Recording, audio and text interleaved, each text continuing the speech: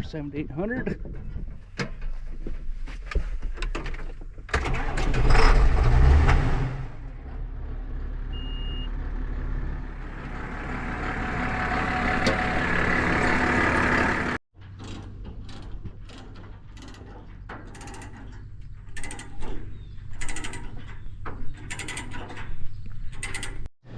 Well, the 7800 is back home. We're gonna put it on the disc bind and the hay tedder and the hay rakes, just to make sure that it is leak free. We're hoping that it is leak free, and it appears to be leak free. There are no puddles on the ground or anything like that that indicate a leak. What they had to do was pull the rear end of this tractor out. Now you're probably asking yourselves, well, that's a pretty easy job. Just leave the tires on it, unbolt the axle from the tractor, and roll the thing out. Well, it's not. They probably had to end up taking the tires off, jacking the thing up with a jack, taking all this hitch assembly off, the hydraulic control valve or outlets, the hitch, and to get to this rear axle. To get these bolts out, there were some that were way up underneath the cab. You cannot see them, but I think they're them ones right there that needed to come out. To unbolt this thing off from the tractor, those bolts are right there with the light shining. Real long extension. I don't know, maybe they left the tires on it, maybe they took them off. I don't know. But I know that this stuff had to come off here to get to the same bolts on the same side, on this side, because you have the hydraulic filter in the way, and you cannot get the rest of the stuff off with it in the way. It has to come off. So we are leak free.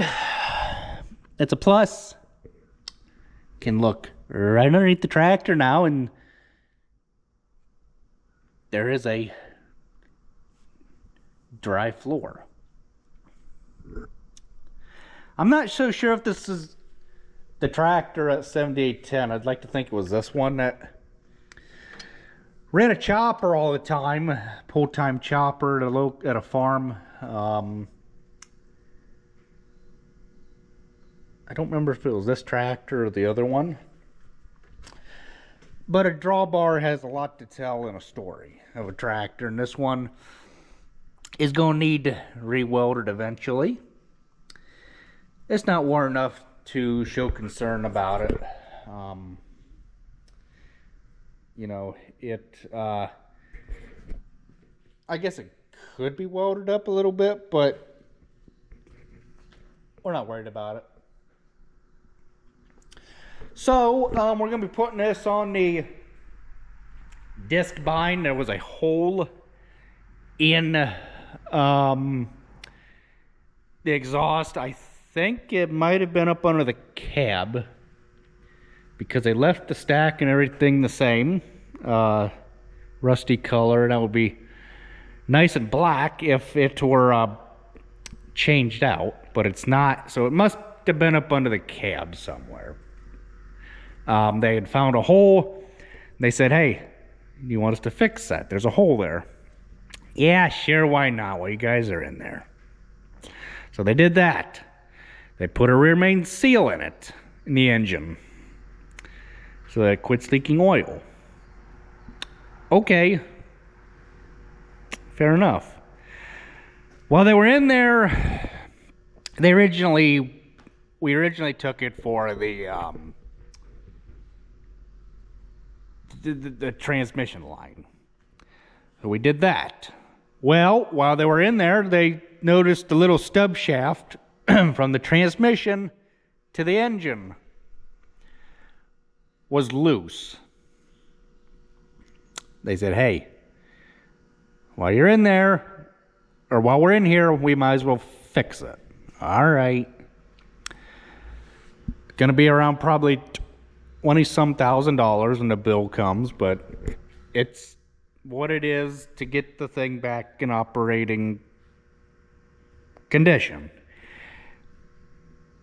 You gotta pay to play. I mean, it is what it is.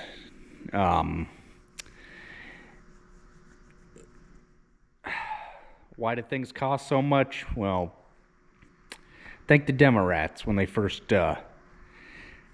with this inflation and stuff.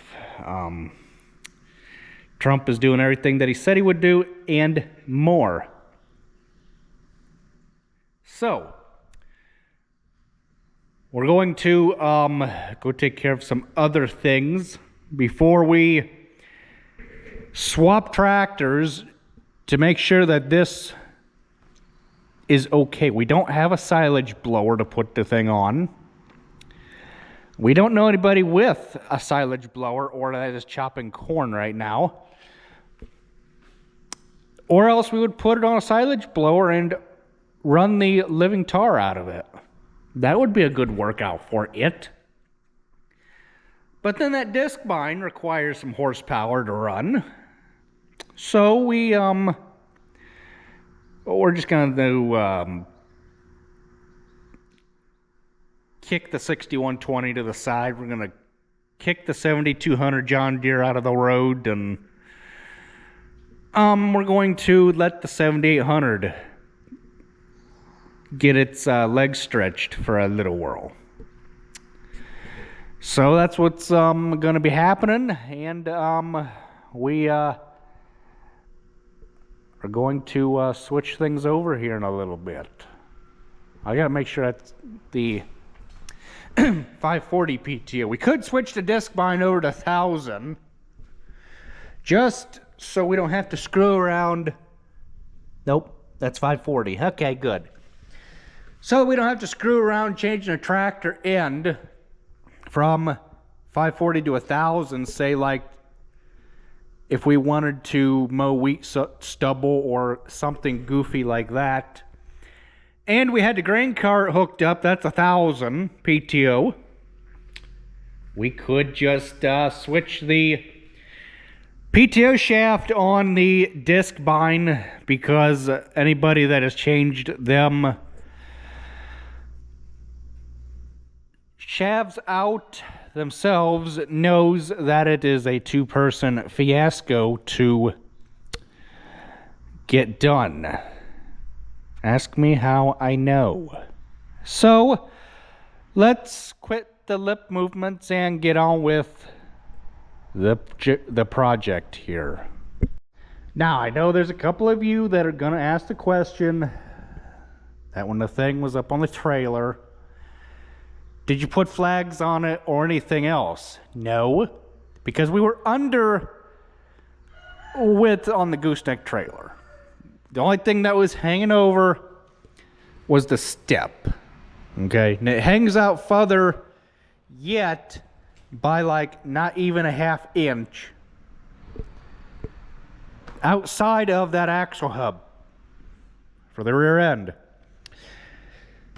So we just went with it. We weren't that much over width. On the one side, we were okay. We were good enough for what it was worth. Yes, we could have farted around, scooted the thing in, and then when we got home, we could have pulled the thing back out. But that is all the wider or the further out that this step goes. What you do is you loosen a couple of bolts up under here, that one there, right there, and that one over there. And then you can push a step in. Right now it is out all the way. It cannot come out any further. But it can go in for transport, but we were not going to take the time to monkey fart around repositioning the step, loosening bolts, risking bolts getting broke off because they're rusty. We just let well enough alone. I know a lot of you guys would probably swing that step in, but everybody does things differently. So I had the thing about 90% hooked up. The only thing I didn't hook up or do was tie these hoses up, and I'm gonna get a crescent wrench and bend that out. I don't know why we got it closed that far, but whatever. So you tie your hoses up so that way they don't get pinched, tore, cut, blah blah blah, the whole 9 yards. So yeah, I really don't care for this mongrel of a PTO shaft, but it is what it is.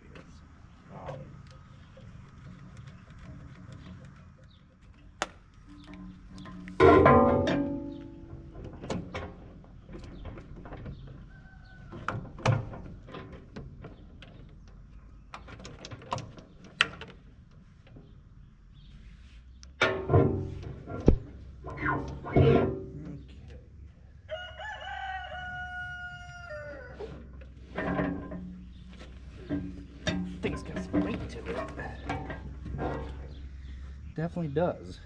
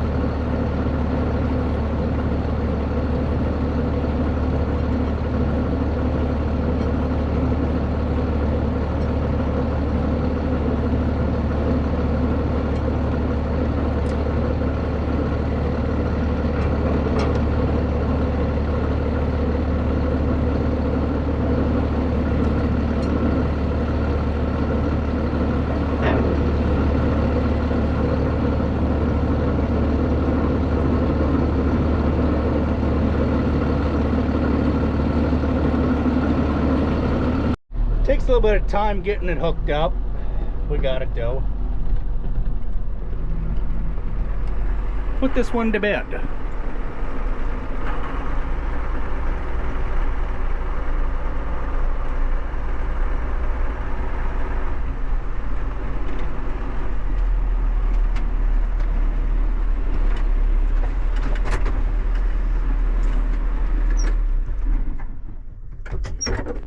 I think there's something wrong with that 7800. I think it's actually a John Deere thing, how the tail lights are on all the time. It's been on all, what? This will be our 4th disc bind, and every disc bind we've had, the tail lights have been on. I don't have the lights on the cab, or on the cab, but I don't know. Does it on the round baler too, no matter what John Deere tractor we put it on, but it is what it is.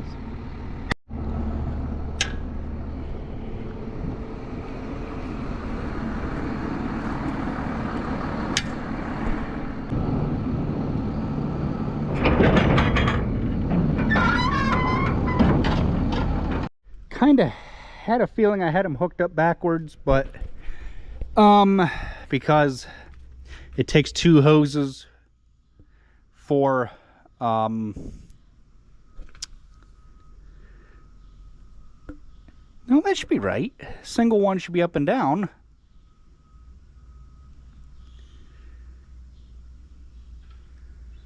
Unless they're hooked up backwards to that, but I doubt it.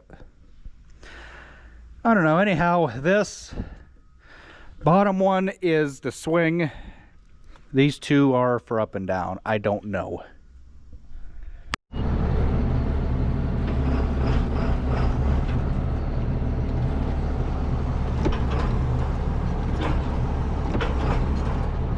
What the hell?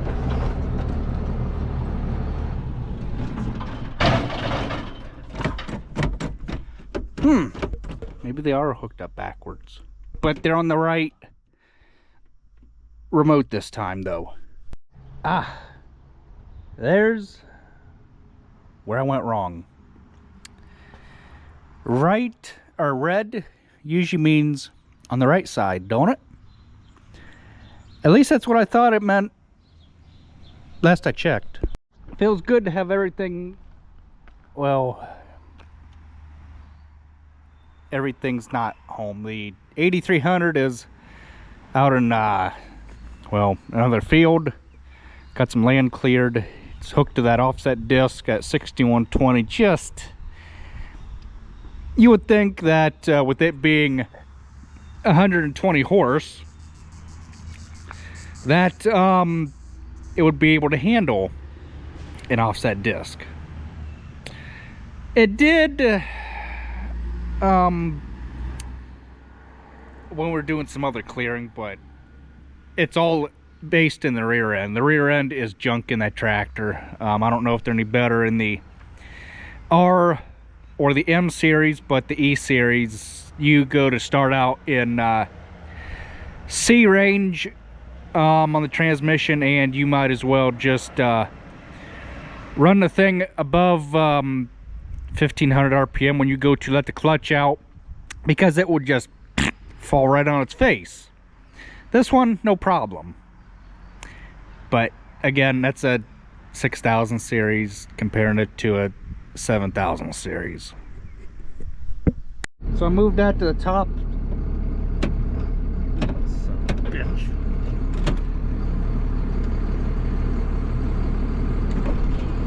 Come on. I hate hydraulics.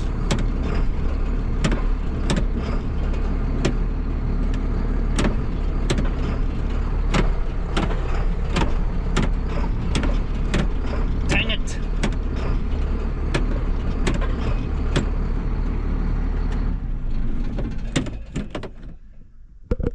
Gonna try it one last time.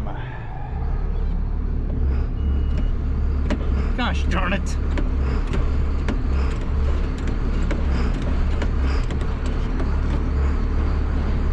Oh well. So it's just about 4:30 or so. I gotta move. 7800 is broken. That is not good. Dad was mowing hay this morning and it's got a hydraulic leak on it. So we need to unhook that disc behind, put the tractor in the shop where it belongs so the Ag Pro can come out and fix it. Because, well, it's what just needs to happen. Because, well, more or less, it's a good thing we ran it when we did. Because,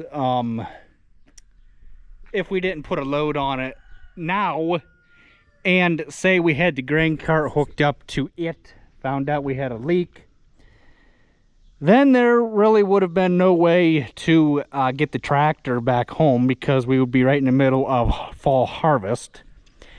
And